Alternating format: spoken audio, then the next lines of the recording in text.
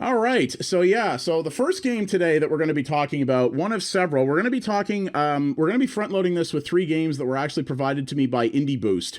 And that's just because I want to show these guys that the Shed is serious about covering the stuff they put out. So the first 3 games were provided by them, and then other ones were provided by other people. So the first one we're actually going to be talking about here is, this is a weird one that I did not see coming. So this is actually a remaster of a game from back in the Amiga era. This is where I remember this. So this is called Gods Remastered, and it is a remaster of, well, shocker, Gods.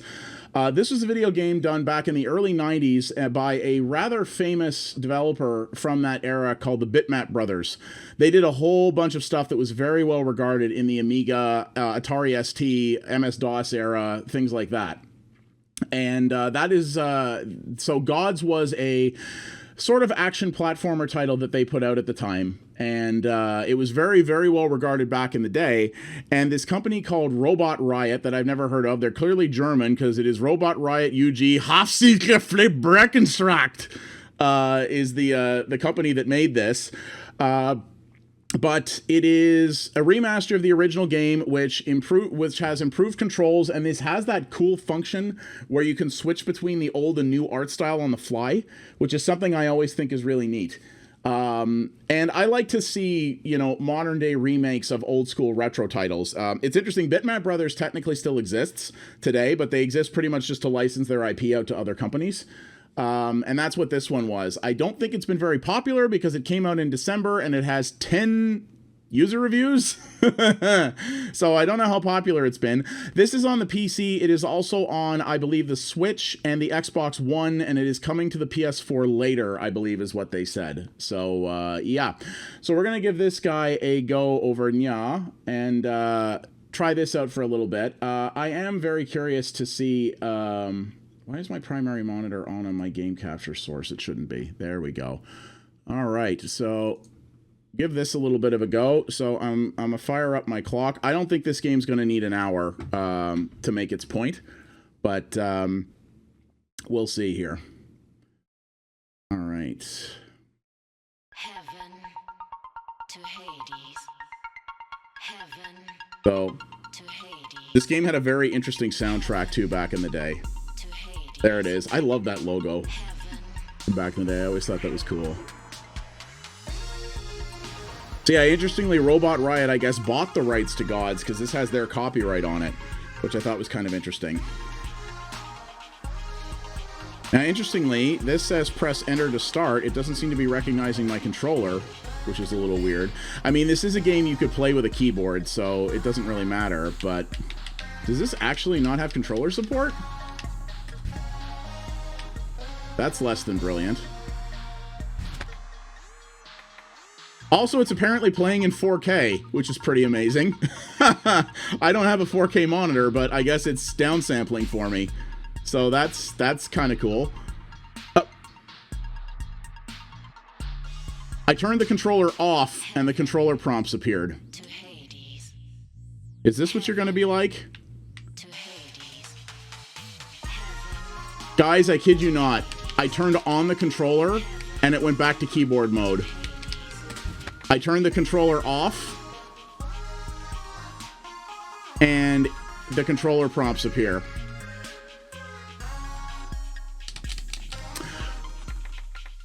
Okay, so, that's not brilliant. Maybe if we try launching the game with my controller turned off and then turn it on, it'll work. Guys, the Xbox One controller is kind of a solved problem at this point. I'm just saying. Also, Robot Riot's a really cool dev name.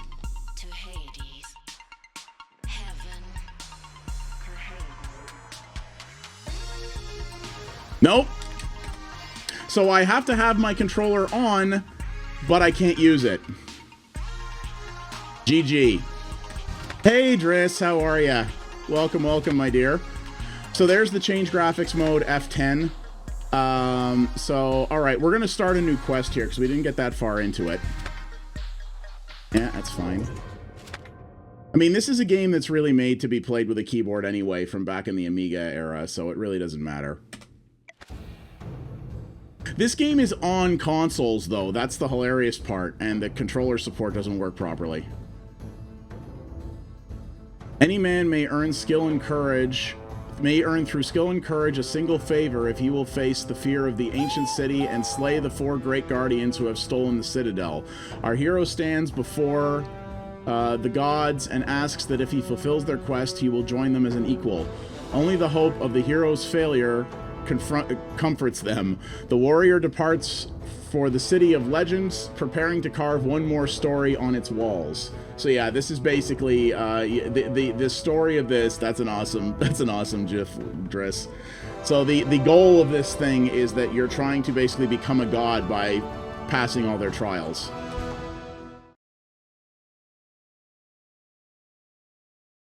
So here we go. So I will say this is a very 90s platformer. It plays like a 90s platformer, and if you're not into that, this may not be for you. So here we go. So you can see here the way it works. So you have items that you can hold. You have stuff that you can pick up. You have sort of jumps that you can make. Actually, hang on. What is the attack button? Okay, throw weapon is right control. Okay. And this is a platformer that you can see has a score in it. It does have leaderboards because every game back in this era did keep score. That's kind of how it works. But this is the really cool thing. See, this is what it looked like back in the day. And I love games that do this. Where you can actually just on the fly go back and forth. I always think that's a really cool thing. Now, that's cool from a visual and technical perspective, but what can be slightly difficult about that is you can't really remaster gameplay when you do it that way, because the way they're able to make it seamless like that is that because the game logic underneath is the same. So the game is running exactly the same way, regardless of... the game is running exactly the same way, regardless of what game mode or graphics mode that you're in, right? And that can be a problem because... How do I pick stuff up? Damn it. See, it's definitely a little awkward. A lot of these 90s Amiga platformers and that were a little bit awkward in terms of how they played. So I'm trying... Whoops. Okay, I swapped out of the game. I'm trying to remember here. How did I pick up...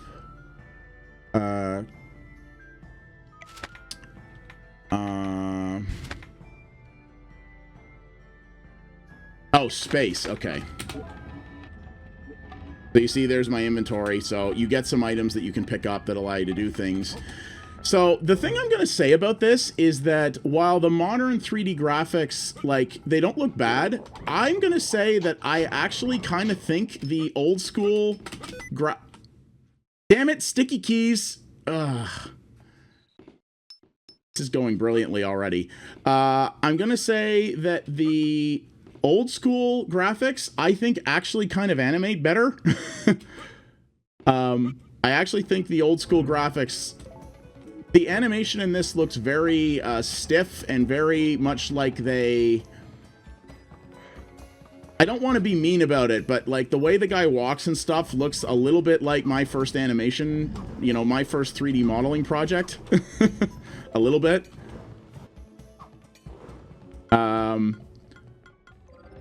It's not bad, but it definitely is not the most... Whoops. It's definitely not the most fluid things I've ever seen. Well, the movement is the same, right? Like, the movement is stiff, but I find that the old school animation, like his walk animation, for example, like, you see how he's kind of like, dirt, dirt, dirt, dirt, dirt? This guy has more frames. And, like, honestly, I think this guy kind of looks, I don't know.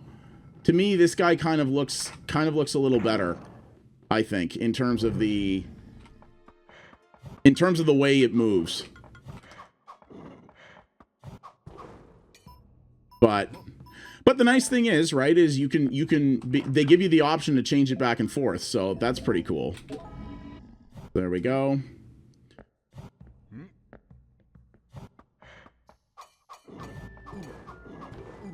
Now. There we go. So there we go, first world's completed. They do kind of end rather suddenly, but that was also the case back then as well. So it's kind of interesting, right? Because indie games, or rather not indie games, but platformer games, so it's also kind of seamless and moves on. This was actually a pretty impressive thing at the time as well. The fact that the game kind of seamlessly transitioned between worlds. I believe, at least on the Amiga, it was actually loading during that point award sequence, like where it awards the bonus points. They kind of hid loads behind that. That's the thing, right? Is the Bitmap Brothers were very technically adept developers. They did some incredible things with the Amiga, the Atari ST, systems like that. They actually pulled off some pretty amazing technical feats that a lot of other devs couldn't. And that was one of the reasons their stuff was so popular. But the thing with platformers of this era, well, that didn't work out. The thing with platformers of this era was that you kind of had two schools of it. You had the types of games that you would have on the home consoles. So the NES, or at this time when this came out, the Super NES was just coming onto the scene. And the idea was that they were very fast-moving games, right? The platforming was very quick. The controls are very snappy, very fluid, very responsive. And then you sort of had the other school of systems like this, like the Amiga, like DOS, like the Atari ST, and that. These games were not so much made in Japan as they were made in Europe. A lot of the games for these home computer systems came out of Europe. You know, the Bitmap Brothers was a UK studio. And there was sort of two schools of gameplay with these, which was that, like I said, they either played very, very fast and fluid, or they were rather, like, I'm going to say methodical, like this one was. You know, when you jumped, it took a long time, but it kind of had a purpose to it. You know, you jumped very strongly, very quickly, and you had to be almost strategic in how you moved, because you had to plan your move out almost, because if you didn't, you know, you could screw things up very easily. And some people, hey, Loop, thanks for the host, buddy. Yeah, exactly. Gauge each move. This video is now probably going to get copyright claimed because of that, but that's okay. I don't remember here. I already got past this level in the main game, but that's weird. I can't seem to get past this without it killing me, but I don't remember what I did to get through here before. That's rather interesting. Trying to remember that. But I might actually have to disable Skyman during these ones, because this does go up on YouTube, and the last time I had a Skyman clip play in a game VOD, it got copyright claimed. So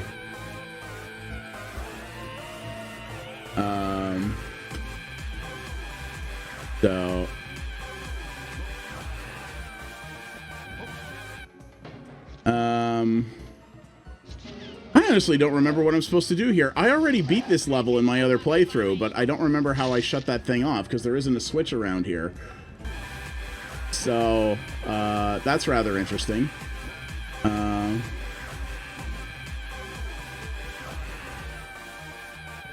So...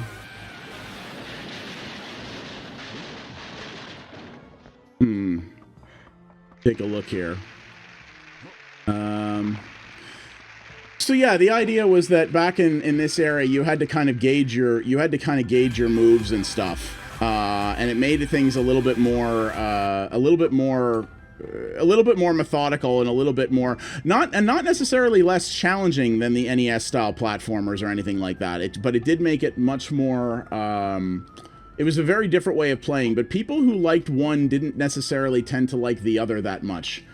And I kind of do enjoy them both to a certain degree, but I would generally tend to side more with the faster, Japanese style platforming movement, I would say, than over this. But I think for people who are like big fans of this, well, it was claimed, it wasn't struck.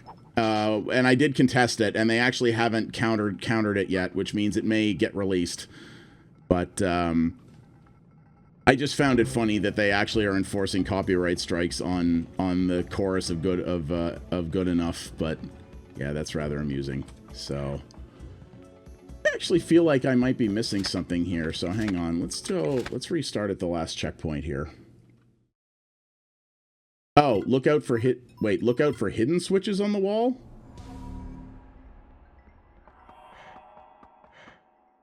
Okay, I didn't see that. So you see, this is partially what it would do, is it would make enemies kind of, there was a lot of spawn closets in this. Okay, there we go. So it would kind of do spawn closet challenges and things like that. Yeah, they're pretty decent. So, but yeah, I found it rather interesting that this game got a remake like this, sort of, like I said, apropos of nothing. It just kind of came out and was like, hey, guess what? You know? Yeah, okay, so you see, I can go, so you see, there is a switch here. Oh, okay, that switch didn't work before. That was the problem. I did bug something, because that switch didn't work before. So, that's rather funny, but okay. So you see here, I picked up a different weapon, which is now I've got sort of 3 throwing knives. And we have ceramic pot. Oh, no, you don't. So the nice thing is this game, while it's not easy, is not like punitive. It doesn't have like one-hit death or anything like that. The environmental puzzles can one-hit death you, but the enemies cannot. You actually do have a health meter in this, so it's a little bit more forgiving than some other titles were. But I had leftover pizza for lunch. Okay, well there I actually got killed, but we checkpointed, so we're fine. So you see, this little roundy, spinny thing is your equivalent of like, being temporarily invincible. Like if you were playing a Japanese platformer and your character was like flashing when you came back. By the way, you guys, this is apropos of nothing, but Michelle and I last night watched this movie that her stepson actually recommended. He said, if you like The Raid, you should watch this. It's I've already forgotten the name of it. It was called like The Night Comes for Us, or The Night will something or other us. And it is a movie very much in the school of The Raid, except it's not paced or shot quite as well as The Raid, but it is way, way gorier than The Raid. The Night Comes for Us, thank you. Yeah. It is... No, sorry, no. Whoop. Well... was, yes, but it's yeah, she still whoops, but she still does stuff with him. And he was recommending this, and he said, trust me, if you like The Raid, you're gonna like this. And oh my god, it's not whoops, select an item to drop. Oh, what do you do with all these ceramic pots anyway? I don't know what you do with these things, but yeah, it is like The Raid, but way more graphic than The Raid. Like, this is just downright hilariously gratuitous in spots. Also, I learned the Chinese triads are some of the most durable human beings I think I've ever seen in my life. The people in this do not The people in this do not. Whoops. The people in this do like can take an amount of damage that is absolutely insane. Whoops. Just a sec here. Sorry.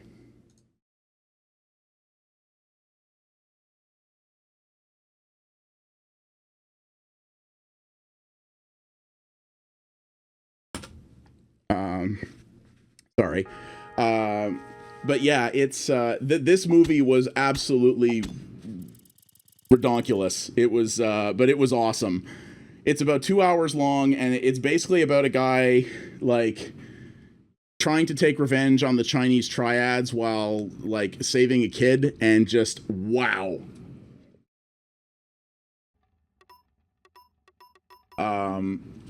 It was a hell of a thing. We both actually. What? Wait, what? Oh. Apparently there's a shop. Okay. Select an item and press A. You know, those controller buttons that don't work.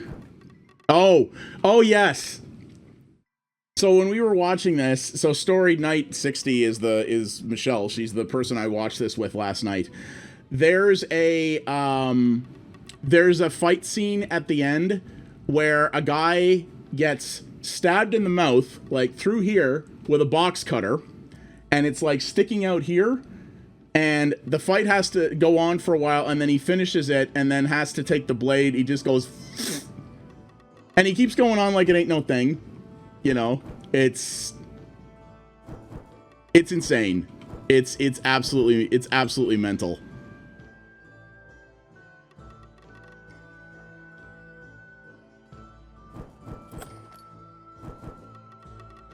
So here's another thing here that's kind of interesting. So the score that you're picking up is actually the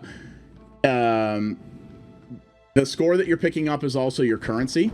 So that's another kind of interesting thing about this, is that it's a platformer game where you're also kind of spending your score or elements of it. Like, you see the points are counted separately, but you also are earning currency when you pick some of this stuff up too, which I think is kind of an interesting way to go about it. So. But yeah, it is a good movie. It's a good one of those. Like, if you don't like these gratuitously gory, I was gonna say Hong Kong action films, but this is actually not Hong Kong. It's from Indonesia, actually.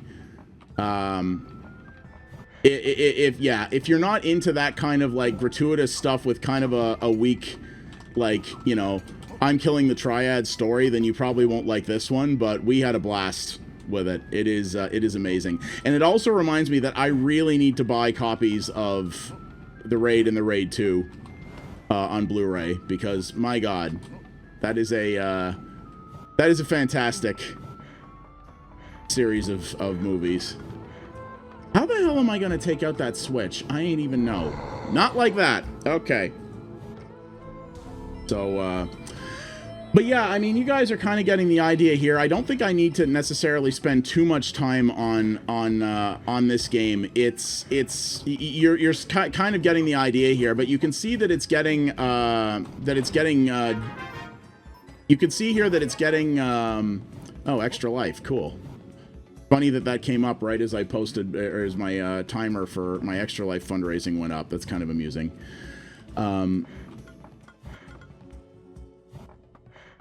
Of his back on the ladders.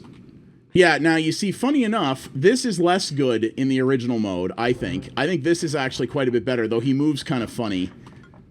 He moves a little like which is kind of funny. But I think his walking animation is actually better.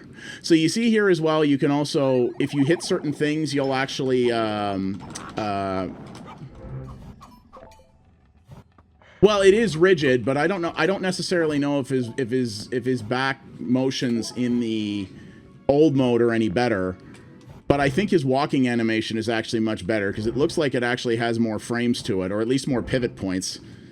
Not more frames. There's definitely more frames in the 3D version, but. So you see, this is tricky because you can duck under the projectiles, but you can't fire when you're ducking. Oh, do you? Nice, Loop. I have that. I haven't played it yet. I really need to. Oh my god.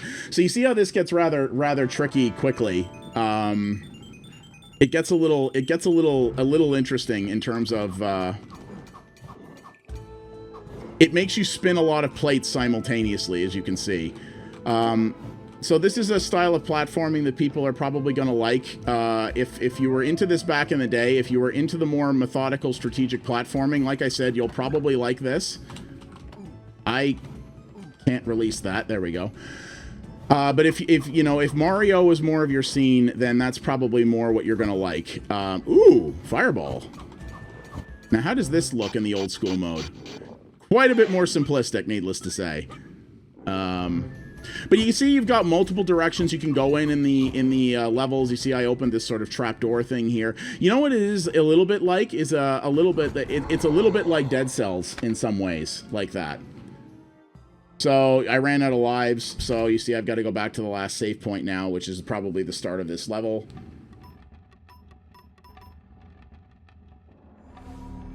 Yeah, there we go. Shop potion summons the shopkeeper. Hey, sup, bruh? Can I switch here too? Oh yeah, I can. Oh, that's neat. See, even in the shop screen I can change things. I think that's pretty cool.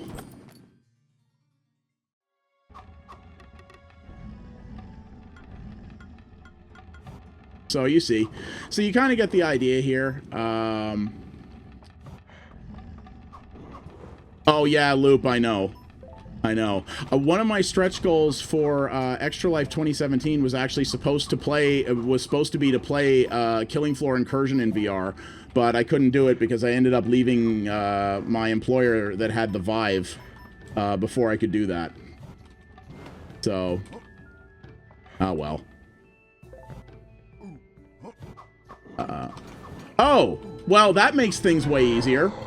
So those wall guns you can actually shoot. I just assumed you couldn't, because in most games like this you can't. The environmental stuff is kind of, you know, you're kind of stuck with it. So that was kind of interesting. That's amusing. Well, you own Killing Floor 2, Loop. Do you own Killing Floor Incursion? That was the one I was supposed to play. And also, I'm kind of glad I didn't, because apparently it's not very good. I've heard it's actually kind of crappy, but it does have co-op, which is kind of cool. So instead, I played Layers of Fear, which was pretty friggin' scary in its own right. So yeah, you guys kind of see what the idea is with this. Actually, that's probably the grossest thing in this game, Infinite, is the blood fountains. This is pretty tame for the most part, actually. But, or gross as in not great. Yeah, this is a game, so this is a remaster of a game from the, oh yeah. This is a game from the 90s, and it's a remaster of one, and it's definitely designed for people who fondly remember that. So, Magic Potion, Giant Jump. Whoa, hello. Okay, that's all right. I probably could have gotten something cool there by doing that, but yeah, so you guys are probably getting the idea with this one. I think it's actually a pretty quality remaster of the original Gods, which is to say a game that is very 90s, very Amiga, and, you know, I think some of the animations are a little, but I like the visuals, like the visual style that they went for. I think the art style conveys itself pretty well to what the game's trying to be, and I think it's a solid remaster of that. But if you don't fondly remember the original Gods, then this might not do much for you. And that's so we talked about this a little bit before. This is the it's very, so back in the early 90s there was two kinds of platformers. There was the Japanese style platforming, which was stuff like your Mario and stuff, and then there was the European style platforming of games that came out on the Amiga and systems like that, which was more like this, which is where your movement was a lot more sluggish, but it was more methodical. The idea was that it was supposed to be a little more strategic, and you would like time your moves and stuff.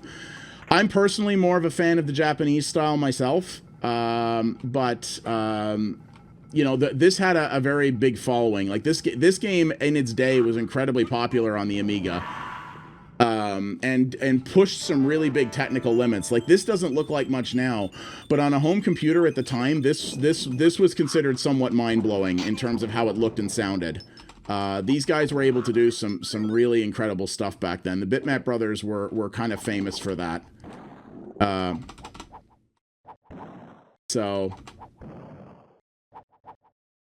Well, and that's kind of what I was saying before. I think there are elements of this that actually look better in the old art style. I think the character animates better in the old art style, actually. But you are kind of definitely getting the idea here. This is an old school platformer. It looked from the beginning that it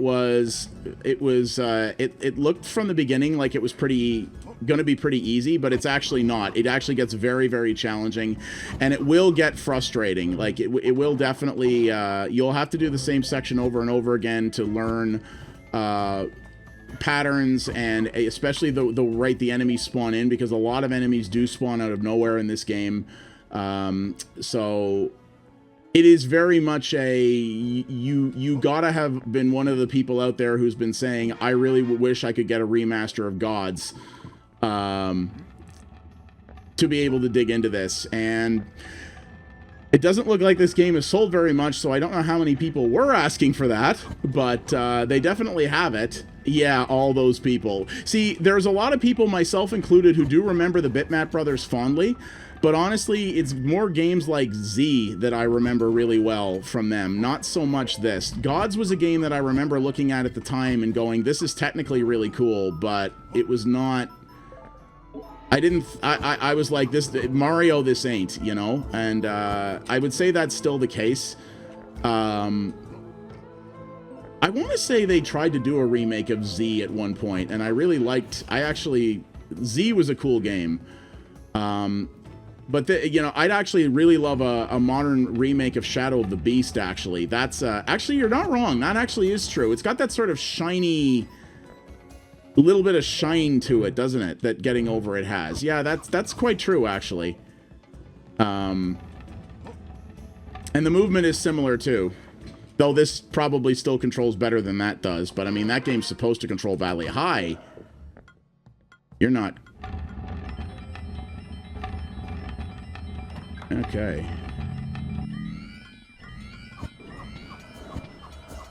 So you can see here a lot of spawn closets. This is sort of a challenge room that we're in right now.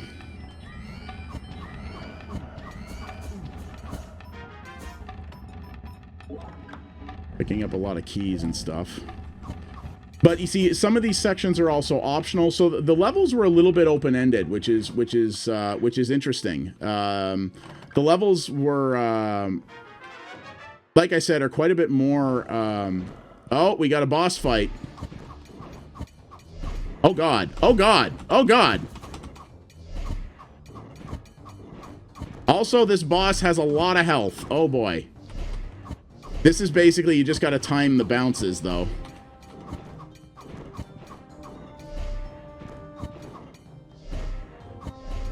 Hang on. I can get him.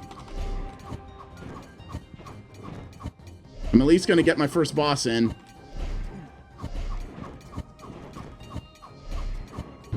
Yeah! The Centurion. Oh, and look at all them points. Oh, and even more points. Oh, yeah. Feel that coin rain. Actually, we didn't get a chance to see what the boss looked like in the old art style. That would have been cool. And then I fell over. And let me guess, are you going to make me fight the boss again? Oh, I was hoping it would so we could see him. Oh, well. Alright, well, I'm going to go complete this level. I'll just get to the end. Oh, and there's some... Oh, hey, Shop Mang. What's up? Oh, wow, we have a bunch of upgrades. Extra life. That would actually probably be useful, except that's going to take all my money. And since we're almost done... Magical Axe, 15 Gs. What does this give me? That reminds me of a worm's weapon. I mean, it's of the time. It's apparently a bouncy axe. To me, or does it look a little bit like a sex toy? How very odd.